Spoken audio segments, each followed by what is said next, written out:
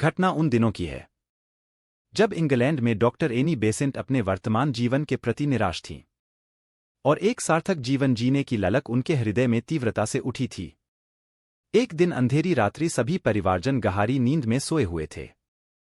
केवल वही जाग रही थीं और आत्मा की शांति के लिए इतनी बेचैन हो उठी कि इस जीवन से भाग जाने का ख्याल मन में लाकर सामने रखी जहर की शीशी लेने के लिए चुपके से उठीं, लेकिन तभी किसी दिव्यशक्ति की आवाज ने उन्हें आगे बढ़ने से रोक दिया।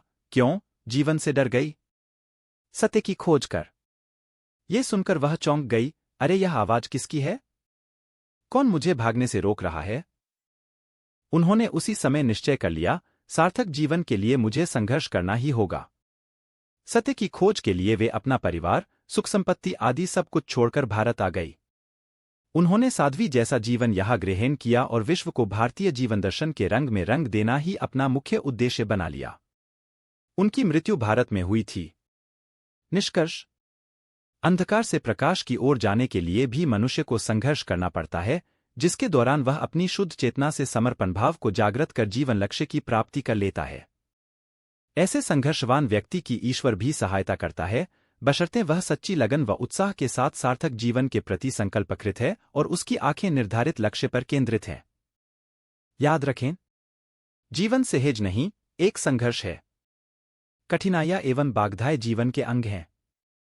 इनसे भयभीत होकर कर्तव्यपथ से पलायन कर देने का अर्थ होगा अपने जीवन मूल्य को नष्ट कर देना। सत्य तो यह है कि कठिनाइयों और दुखों पर विजय प्राप्त करके ही मानव ने इस भौतिक संसार का इतना ऊंचा विकास किया है। जब कड़वी दवाई के सेवन से रोग का निदान शीघ्र होता है, तब हम अपने जीवन लक्ष्य की सिद्धि में संघर्ष करने से क्यों कतराएं? हेनरी फोर्ड का कथन ध्यान देने योग्य है।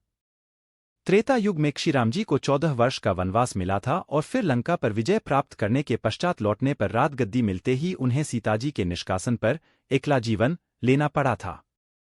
द्वापर युग में श्री कृष्ण के होते हुए भी धर्मराज युधिष्ठिर सहित 5 पांडव भाइयों को 12 वर्ष का वनवास और साथ में 1 वर्ष का अज्ञातवास झेलना पड़ा था। स्पष्ट है,